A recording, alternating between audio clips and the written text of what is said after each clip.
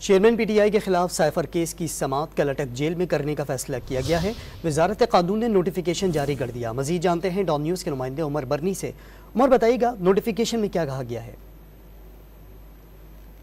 High court کی جانب سے جب سزا معطل کی گئی تھی تو اس کے بعد chairman people's court cipher case میں گرفتار کر لیا گیا تھا اور عدالت کی جانب سے کل انہیں جو ہے عدالت میں پیش کرنے کا حکم دیا گیا تھا۔ تاہم اب یہ فیصلہ کیا گیا ہے کہ سائفر کیس کی سماعت کل اٹک جیل میں کریں گے اور سائفر کیس کی سماعت کرنے والے جج ابو الحسنات محمد ذوالقرنین اٹک جیل میں جائیں گے اور وہاں پر ہی سماعت کریں گے۔